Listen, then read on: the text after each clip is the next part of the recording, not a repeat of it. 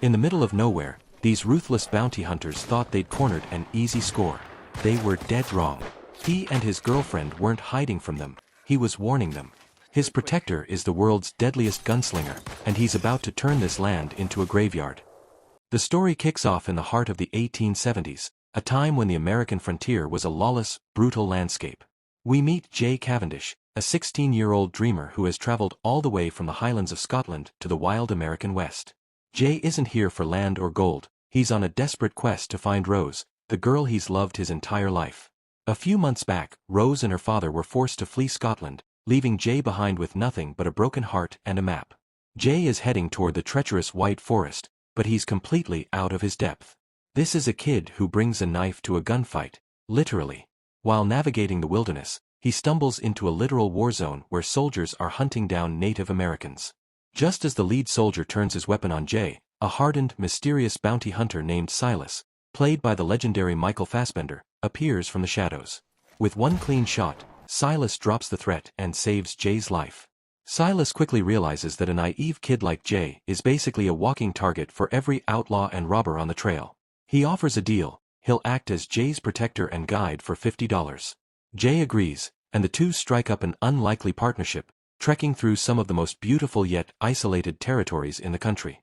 As they sit by the campfire at night, Jay's mind drifts back to his life in Scotland. He remembers the golden moments spent on the beach with Rose. In his head, they were soulmates, but the reality was much colder. To Rose, Jay was just a friend, a younger brother type. She never loved him back, but Jay was too blinded by passion to see the truth. In the present day, the duo stops at a remote general store to restock their supplies. It's here that Silas spots a wanted poster that changes everything. There is a massive $2,000 bounty on the heads of John Ross and his daughter, Rose. Silas is a professional hunter, and he knows a payday like this is a once-in-a-lifetime opportunity. He realizes the girl Jay is looking for is actually a high-value target, and he decides to use the unsuspecting boy to lead him straight to the money. While they're at the store, a suspicious man in a preacher's collar walks out, but Silas isn't fooled. He can tell by the way the man carries his gear that he's no man of God. He's a heavily armed bounty hunter. The preacher mounts his horse and rides off into the distance. Jay, still blinded by his romantic mission, doesn't care about wanted posters or dangerous strangers. He just wants to keep moving, so he follows Silas inside. Inside the shop, Silas focuses on the essentials, food and supplies for the long road ahead. Jay decides it's time for a fresh start and heads into a small wooden changing room to try on some new clothes. Suddenly, the quiet atmosphere is shattered. A desperate Swedish couple enters the store, and it's clear they don't have a dime to their name. Instead of walking away, the man pulls a revolver on the shopkeeper while his wife starts frantically grabbing supplies. Silas, a man who knows when to stay out of a fight, watches the scene unfold from the shadows. The situation turns lethal in a heartbeat. The shopkeeper pulls a hidden shotgun and blasts the husband, but the wife is faster with her pistol, gunning down the shopkeeper instantly. Silas tries to stay neutral, telling the woman to just take her things and leave. But she knows Silas is a witness. She levels her gun at him, ready to pull the trigger. Just then, Jay steps out of the changing room. Seeing his friend at gunpoint, the naive kid finally snaps into action. He draws his revolver and fires, shooting the woman from behind to save Silas's life. It's Jay's first real taste of frontier violence. As they walk out of the store, the victory tastes like ash. Two young children are standing by the horses, waiting for their parents who will never come back. Jay is haunted by what he's done. Overcome with guilt, he leaves most of his supplies for the children before riding away. That night, sleep won't come. Jay's mind retreats to another painful memory from Scotland. He remembers the night he finally proposed to Rose, hoping for a fairy tale ending. Instead, Rose broke his heart. She told him their social classes were too different and that she only ever saw him as a little brother. It was a crushing rejection, but in Jay's mind, he's still the hero who's going to win her back. The flashback deepens, revealing the dark secret that forced Rose to leave her home behind. While Jay is hiding under Rose's bed, her father, John Ross, returns with a group of friends. But the peace doesn't last long. Jay isn't just some random traveler, he's actually a prince of one of Scotland's most powerful royal families. His father, a high-ranking landlord, storms into the house with his men to drag Jay back to his proper life. The confrontation turns into a disaster. Jay's father insults Rose and her family, calling them common people who aren't worthy of his son. When Jay refuses to leave, a struggle breaks out. In the heat of the moment, John Ross pushes the landlord away to protect his daughter. Jay's father falls, hits his head on a stone, and dies instantly. To the Crown, this wasn't an accident, it was murder. Rose and John are forced to flee to America to escape execution, unaware that the Scottish royal family has put a massive $2,000 bounty on their heads. Back in the present, Jay is spiraling. The guilt of the general store shootout is eating him alive. He starts to see Silas as nothing more than a cold-blooded killer and decides he's better off on his own. Before Silas even wakes up, Jay grabs his gear, mounts his horse, and vanishes into the morning mist. But the American West is a heartless place for a dreamer.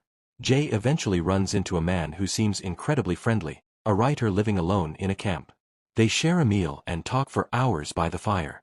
Jay finally thinks he's found a civilized soul.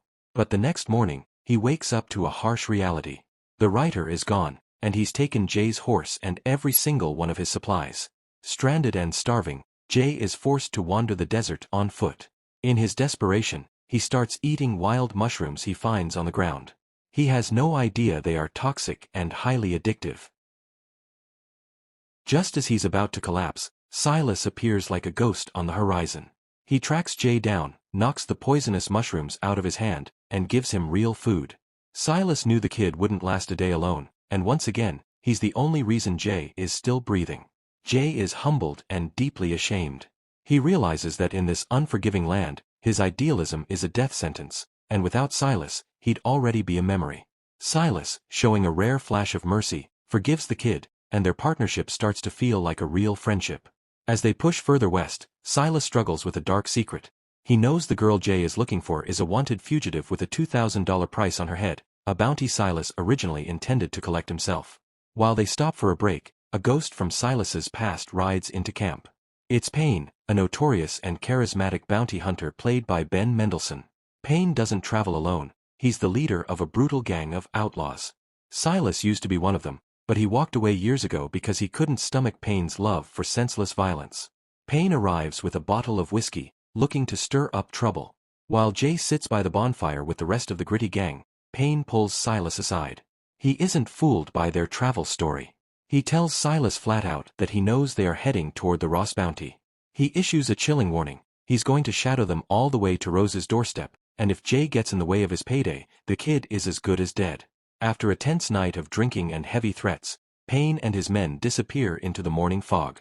The next day, a massive rainstorm washes away most of Jay and Silas's gear, leaving them exposed and vulnerable. As they try to dry out their remaining clothes, Jay spots a familiar silhouette on the horizon. Payne's gang is still back there, tracking their every move like wolves. Silas knows they can't outrun a gang that size in the open. He decides to take a massive risk and leads Jay into the White Forest. It's a dense, terrifying stretch of wilderness filled with hostile territory and lethal predators. Silas is banking on the hope that even a man as greedy as Payne won't be crazy enough to follow them into such a death trap. The scene shifts to a lonely farmhouse on the edge of the frontier. This is where Rose and her father, John Ross, have been hiding out. They aren't alone, they have a loyal Native American ally named Coterie who helps them with food and supplies, keeping them isolated from the dangerous outside world. Their peace is shattered when a man in a preacher's collar knocks on the door. Rose, ever the survivor, doesn't trust a soul and immediately levels her rifle at his chest. But John, tired of living like a fugitive, stops her. He believes they've finally found a place where no one knows their names. He's dead wrong. This preacher is the same cold-blooded bounty hunter Silas spotted at the general store. He's not there to save souls, he's there to confirm his targets. Once he's sure it's them, he slips into the tall grass, sets up his sniper rifle, and waits for the perfect moment to collect his pay. Meanwhile, inside the White Forest, Jay and Silas are fighting for their lives. They stumble into the territory of a local tribe that sees them as a deadly threat. Arrows rain down from the trees, forcing the duo into a high-speed chase through the thick brush until they finally burst out into the open fields of the Ross farm. Jay's heart leaps with joy, he's finally found her. But Silas knows the preacher is already there, and the air is thick with the scent of an ambush. To keep Jay from running blindly into a bullet, Silas makes a hard call. He ties Jay's hands to a tree, ignoring the boy's screams, and heads toward the house alone. Just as Silas approaches, the silence of the farm is ripped apart by a single gunshot. From his hidden nest, the sniper fires, killing John Ross instantly. The farm transforms into a chaotic war zone. Rose and Coterie scramble for cover, desperate to fight back. Silas rushes the house to warn Rose, but the sniper is too fast. A bullet tears through Silas, leaving him wounded and bleeding out behind the farmhouse. The chaos reaches a fever pitch as Payne and his entire gang arrive at the farm. They take out the hidden sniper immediately, not to save Rose, but to eliminate the competition for the bounty. A massive gunfight erupts, with Rose and Coterie desperately firing from the windows to hold back the outlaws. The sound of the heavy fire reaches Jay, and in a surge of adrenaline, he rips his hands free from the ropes. He charges toward the farmhouse, fueled by the desperate need to save the girl he loves. But in the smoke and confusion, Jay is struck by a stray bullet. He stumbles through the door, and Rose, seeing a figure rushing her in the chaos, fires her weapon. It's a tragic mistake. She realizes too late that she has just shot the boy who crossed an ocean to find her. Outside, Coterie puts up a heroic fight, using fire and smoke as a distraction to thin out Payne's numbers, but he is eventually gunned down. With his gang dead, Payne is the last man standing. He storms into the house and levels his revolver at Rose, ready to end it all. But Rose grabs Jay's gun, and with a final steady aim, she pulls the trigger and kills Payne on the spot. As the dust settles, the tragedy is unbearable. Rose cradles Jay as he passes away in her arms. Silas, battered and bleeding, limps into the room to find them. He looks at Jay's lifeless body and tells Rose the truth. This boy loved her more than anything in the world, and he proved it by protecting her until his very last breath. Because of Jay's sacrifice, the hunters are gone, and Rose is finally free. Months later, life returns to the farm, but it's a different kind of life. In a beautiful tribute to Jay's kindness, Rose has adopted the 2 orphan children from the general store robbery. Silas has hung up his guns for good, staying on the farm to help Rose raise the kids and protect their home. The frontier took almost everything from them, but in the end, it gave them a family. And that is the powerful, heartbreaking story of Slow West. It's a gritty reminder that in the Wild West, love is the most dangerous journey of all. If you enjoyed this cinematic breakdown, make sure to hit that like button and subscribe to Cinemaned for more epic movie recaps. Don't forget to turn on notifications so you never miss a status flip story. Thanks for watching, and I'll see you in the next one.